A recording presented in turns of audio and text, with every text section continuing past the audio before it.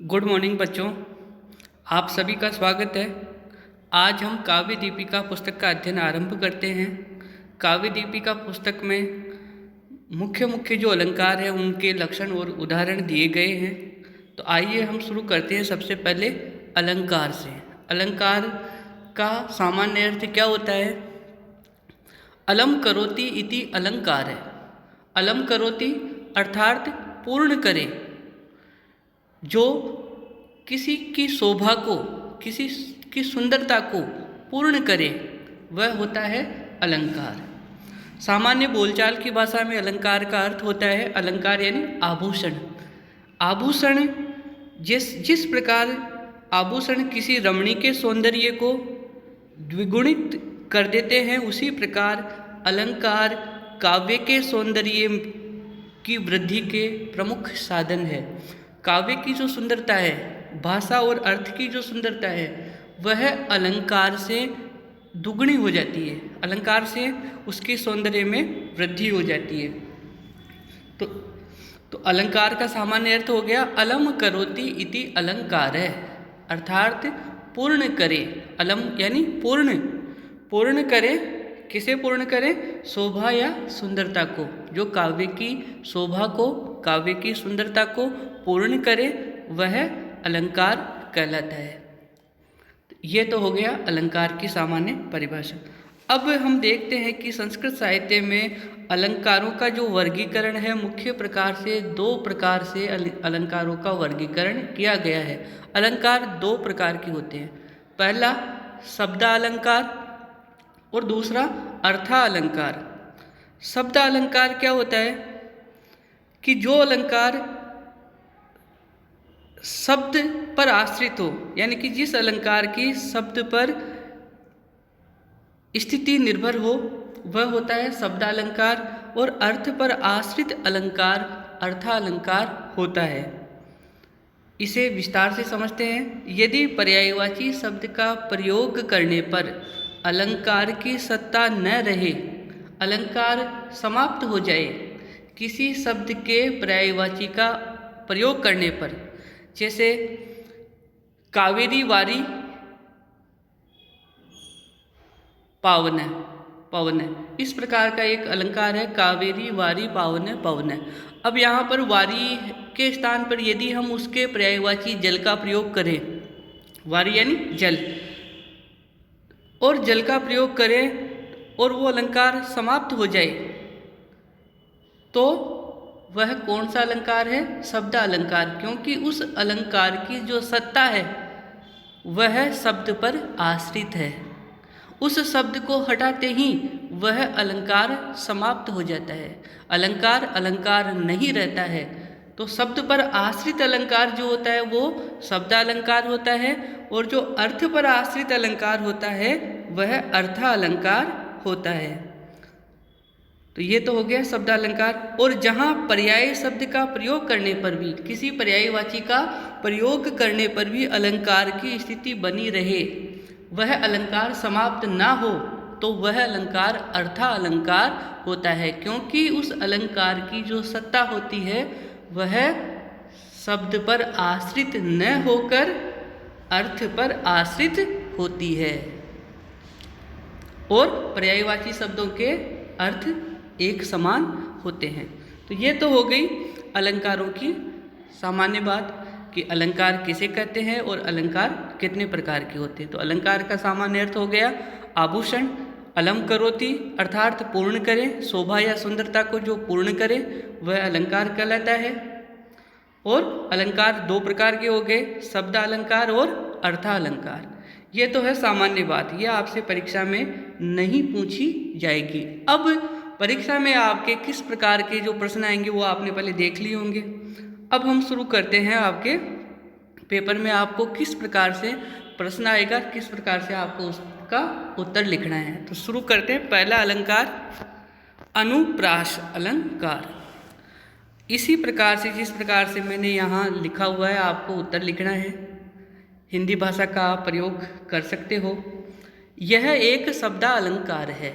यह कौन सा अलंकार है? शब्दालंकार, क्योंकि इस अलंकार की जो सत्ता है वह किस पर आश्रित है? शब्द पर। शब्द को हटा देंगे और उसके स्थान पर उसका पर्यायवाची का प्रयोग करेंगे तो वह अलंकार समाप्त हो जाएगा। तो यह है शब्दा अलंकार है। लक्षणम, अनुप्रास अलंकार का जो लक्षण है, लक्षण यानी परिभाषा, उसकी परिभाषा क्या है? अनुप्रास है शब्द साम्यम वैषम्य अपि स्वरस्य यत्। इसको आपको याद करना है। अनुप्रास है शब्द साम्यम वैषम्य अपि स्वरस्य यत्, अर्थात स्वरों की विषमता रहने पर भी, स्वर भिन्न भिन्न होने पर भी शब्दों की समानता को अनुप्रास कहा जाता है। कहने का मतलब, कोई शब्द हैं, 1 2 3 शब्द हैं और उनमें यदि स्वर अलग अलग है और व्यंजन समान है तो वह अलंकार अनुप्रास अलंकार कहा जाता है। अथवा इसका दूसरा लक्षण भी है, वर्ण साम्यम अनुप्रास है, वर्णों की समानता ही अनुप्रास है। उदाहरण, अब इसमें मैंने 4 उदाहरण लिखे हैं। आप 4 में से कोई सा भी एक उदाहरण परीक्षा में लिख सकते हो। ये समझाने के लिए मैंने 4 उदाहरण यहाँ लिखे हैं। पहला उदाहरण देखिए, कावेरी वारी पावनः पवन। अब यह है अनुप्रास अलंकार, इसमें कैसे मालूम चलेगा? तो देखिए, कावेरी वारी पावनः पवन में कावेरी वारी, इन 2 शब्दों में अनुप्रास अलंकार दिख रहा है। कारण कि इनमें वेरी और वारी में स्वर असमान हैं, स्वर अलग अलग हैं। एक में तो ए है और एक में आ है।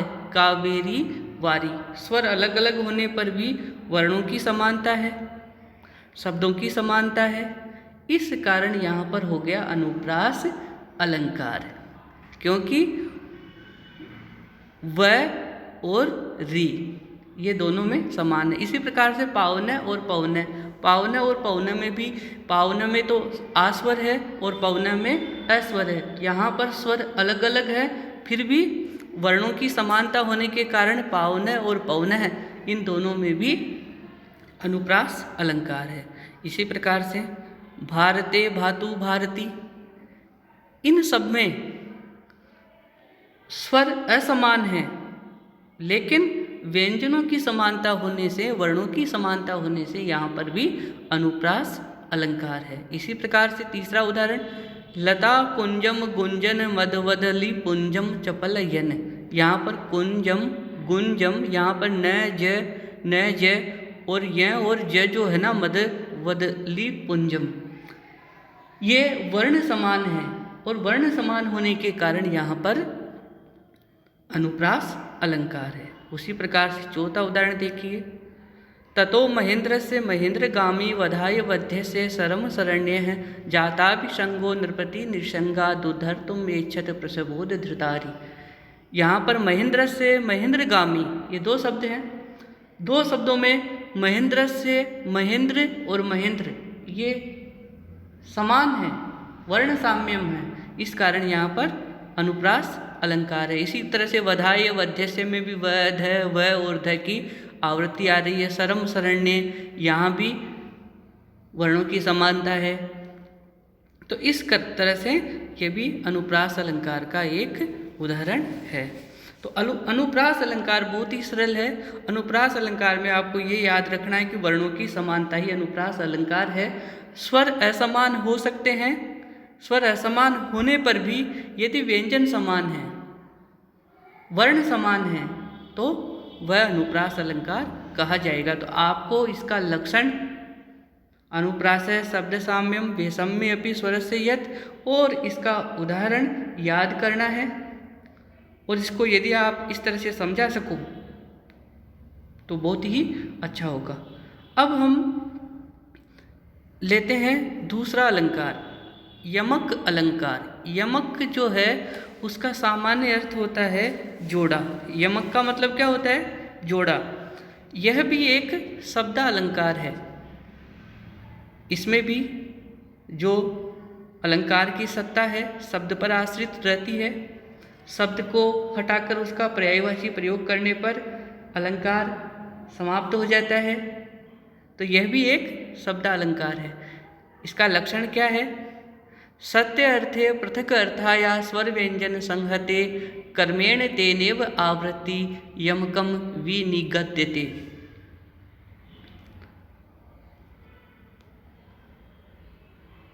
अर्थात स्वर व्यंजन समुदाय की उसी क्रम से आवृत्ति को यमक कहते हैं। स्वर व्यंजन समुदाय की उसी क्रम से आवृत्ति को यमक कहते हैं। यदि वह समुदाय अर्थवान हो तो दूसरे समुदाय का पृथक यानी भिन्न अर्थ होना आवश्यक है।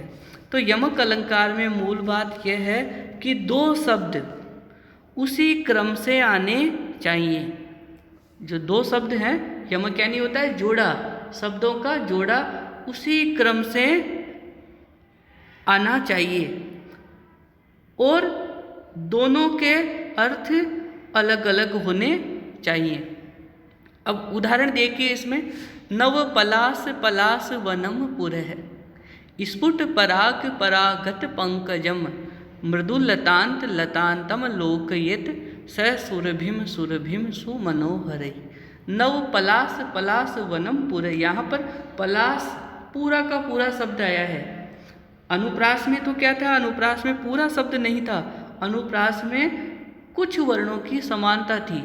और यहाँ पर यमक में पूरे का पूरा शब्द, उसका पूरा का पूरा जोड़ा शब्द का आएगा क्रमशः, जैसे पलास और फिर आ गया पलास। इन दोनों पलास और पलास का जो अर्थ है वह अलग अलग होना चाहिए।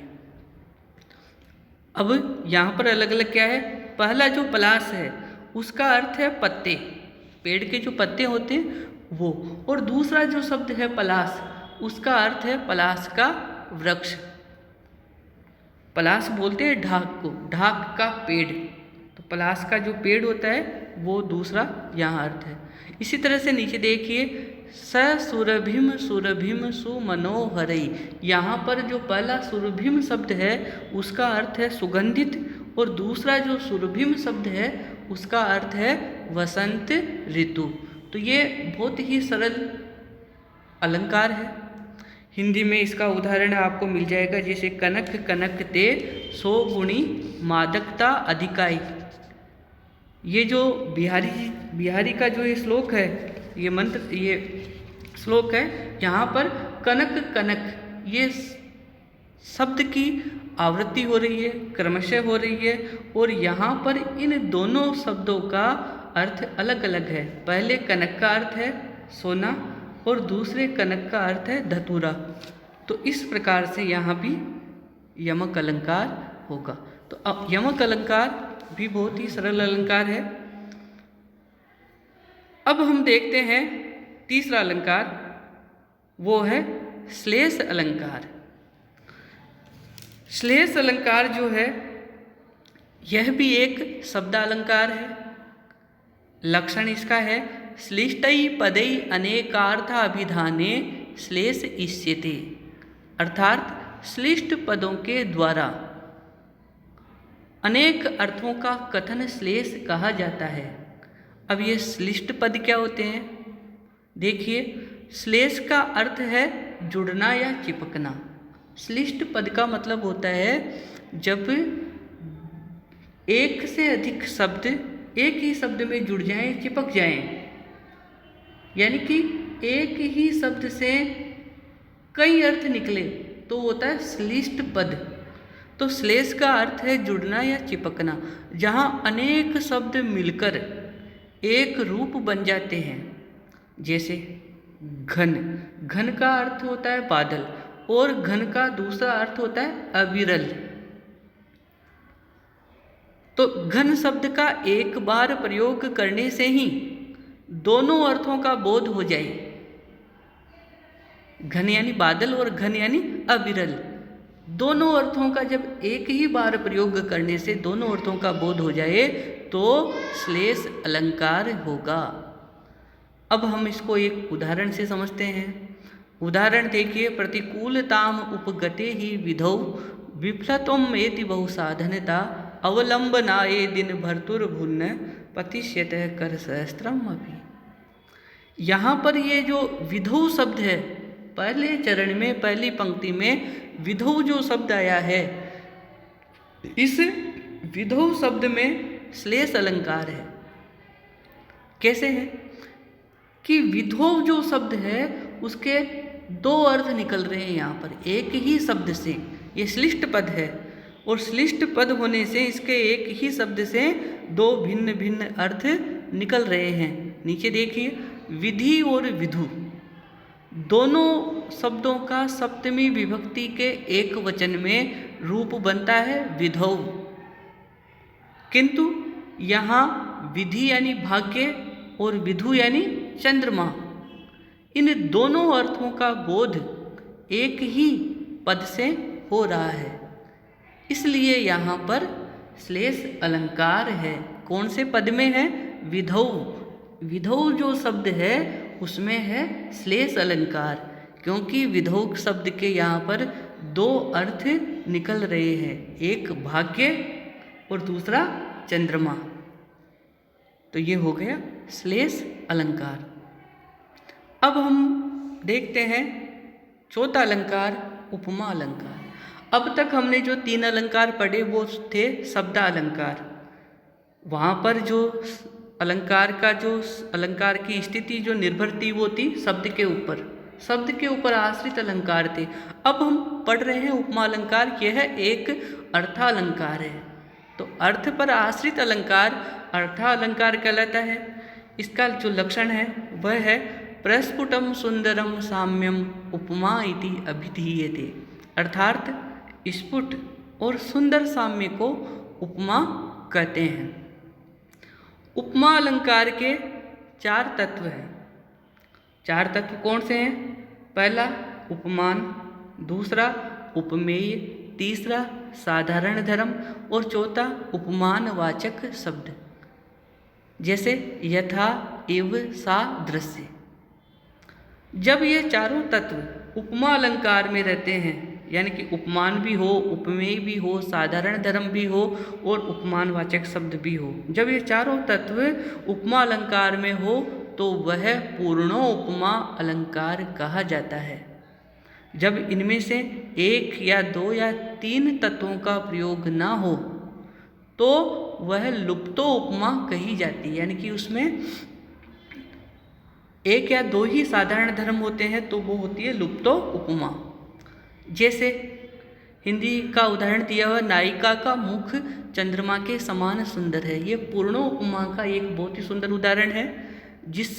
अब यहाँ पर देखिए उपमान क्या होता है? जिससे समानता बताई जाती है, जिससे तुलना की जाती है, उसको उपमान कहते हैं। जैसे चंद्रमा, नायिका का मुख किसके समान है? चंद्रमा के समान। चंद्रमा से समानता बताई जा रही है, चंद्रमा से तुलना की जा रही है, तो यह हो गया चंद्रमा उपमान।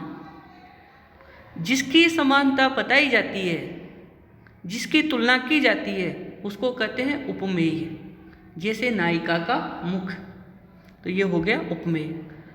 तीसरा, जो दोनों में एक जैसी विशेषता पाई जाती है तो उसे साधारण धर्म कहते हैं, यानी कि नायिका का मुख भी सुंदर है और चंद्रमा भी सुंदर है। तो ये जो सुंदर शब्द है, सुंदरता, ये दोनों में पाई जाती है। तो जो दोनों में पाई जाती है वह कहलाता है साधारण धर्म। चौथी, जिस शब्द के द्वारा इन दोनों की विशेषताओं का बोध कराया जाता है उसे उपमानवाचक शब्द कहते हैं। जैसे के समान, ये जो के समान जो शब्द है यह है उपमानवाचक शब्द। ये तो बात हो गई हिंदी भाषा की। अब हम संस्कृत में इसका उदाहरण देखते हैं। उपमा अलंकार का उदाहरण, हंसीव कृष्ण ते कीर्ति स्वरगंगाम अवगाहते, स्वगंगाम अवगाहते। हे कृष्ण, तुम्हारी कीर्ति हंसिनी के समान आकाश गंगा में अवगाहन कर रही है। तो यहाँ पर उपमान तो है हंसिनी, क्योंकि किससे तुलना की जा रही है कृष्ण की कीर्ति की? हंसिनी से। हंसिनी से समानता बताई जा रही है। तो हंसिनी तो है उपमान, और जिसकी तुलना की जा रही है, जिसकी समानता बताई जा रही है, वो उपमेय है कीर्ति। साधारण धर्म है आकाश गंगा में अवगाहन करना, और उपमानवाचक शब्द है इव। तो ये उपमा अलंकार जो है संस्कृत में हम पहचानते हैं इव से। इव जो है वो उपमान वाचक शब्द है। इससे हमें पहचान हो गई कि ये उपमा अलंकार है। तो ये पूर्ण उपमा का संस्कृत भाषा का बहुत ही सुंदर उदाहरण है। हंसीव कृष्ण ते कीर्ति स्वर गंगाम अवगाहते। तो आज के इस वीडियो में हम ये 4 अलंकार ही पढ़ेंगे। आपको इन चारों अलंकारों के लक्षण संस्कृत भाषा में और संस्कृत भाषा में ही इनके उदाहरण याद करने हैं, लक्षण याद करना है और उसका उदाहरण याद करना है। धन्यवाद।